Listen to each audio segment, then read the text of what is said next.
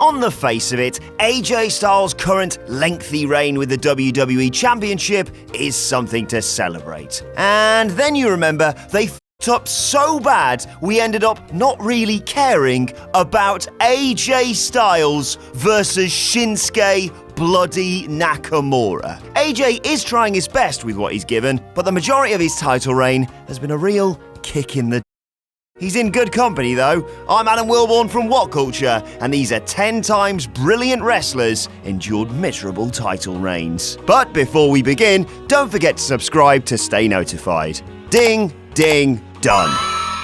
Number 10. Dean Ambrose, United States Champion. Dean Ambrose was far more over and relevant as part of a three-man unit than he ever was holding the US title. For just under an entire calendar year, Ambrose defended the title just 4 times on pay-per-view. Even Brock Lesnar would say, that's a bit lazy, mate. Ambrose amassed the longest reign under WWE's umbrella by defending it in inconclusive, tedious matches, and then not defending it at all. The title suffered from red, white, and blue balls. Number 9. Rob Van Dam, WWE Champion. Question. Who's got 2 thumbs, is called Adam, and speaks French? Moi. Who's got 2 thumbs and totally f***ed up the biggest push of his career?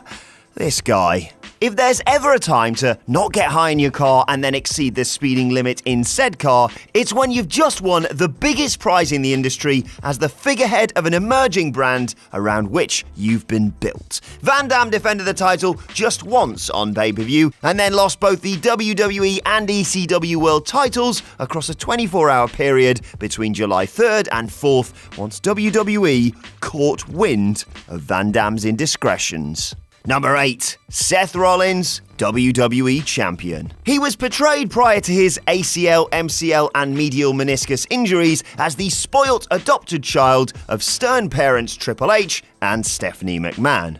Ugh. They favoured Rollins because, as heels, they gravitated towards heels, even though they disapproved of his heel antics. What? Aside from his brilliant SummerSlam match with Cena, his work with Randy Orton was forgettable WWE non-finish. His match with Sting deeply regrettable, and his match with Brock Lesnar only slightly less notoriously phoned in than the Beast performance at WrestleMania 32. Don't tell him I said that.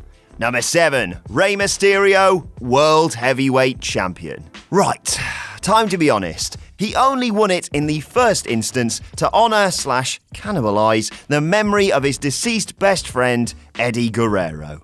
Admit it. Rey defeated Orton on the post-WrestleMania 22 SmackDown in what was the sole high point of his reign. Orton, previous to that, had claimed that Eddie was in hell. Lovely. Rey was framed as utterly out of his depth. He was defeated by Mark Henry in 6 minutes. He was defeated by the Great Khali in 4 minutes, but these were big lads. Finlay wasn't a big lad, nor even a talent orbiting the main event, and he still defeated Rey in 6 minutes, likely because Vince couldn't buy the idea of a man of Rey's size winning matches. Size isn't everything! Number 6. CM Punk, World Heavyweight Champion. He first captured the gold, having cashed in the Money in the Bank briefcase at the expense of a beaten-down Edge, using a chicken shit heel tactic in the guise of a babyface. Not the best start. Things gradually slipped further downhill, and at SummerSlam, JBL Skull crashed down on Punk's after a mistimed spinning back heel kick. Punk cut open the hard way, locked a fighter, and the fans had responded to his stellar selling throughout. Then management responded less favourably and removed the title from Punk at Unforgiven before the Scramble match even took place. Thanks, Mike Adamle. Punk grabbed the brass ring and WWE beat him backstage with it. Number 5. Shawn Michaels, Intercontinental Champion. 1993 wasn't exactly a great year for the Heartbreak Kid. He piled on the mass in a counterproductive attempt to operate within the old paradigm, and methodical sexy boy was not a pretty sight. A bit like Jules. So he lost the title, as he often did, without actually losing it. He was stripped having popped 4 roids, an accusation he flatly denies to this day. Number 4. Chris Jericho, World Heavyweight Champion. Very strange and a bit sad. No, I'm not talking about my last intimate experience, I'm talking about this. The big gold belt was welded onto the superb Shawn Michaels vs. Chris Jericho program as a storyline means of prolonging it, and this materialized in a stunning ladder bout at No Mercy. And then Chris Jericho retained the title, only to lose it to Batista, only to win it back again on Raw in a steel cage match to initiate a second, short, worthless reign. Jericho's all-round work was excellent in 2008, and it's sobering to think how relatively few seem to care. It could be worse, I suppose. You could be number 3, Chris Jericho, undisputed champion. No effort whatsoever was made to portray Jericho as even halfway credible. Jericho captured the newly created undisputed title by lastly defeating Steve Austin with the assistance of Booker T, whom he never credited on any of the 3,367 occasions on which he bragged about defeating Austin and The Rock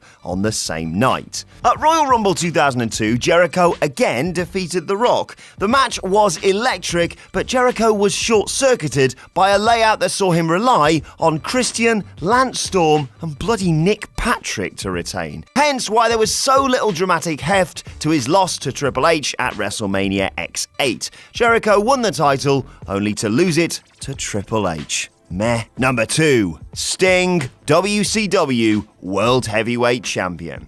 Sting famously said, "The only thing that's for sure about Sting is that nothing's for sure. And the only thing for sure about Hulk Hogan is that he was always going to invoke his creative control clause to the detriment of his brothers."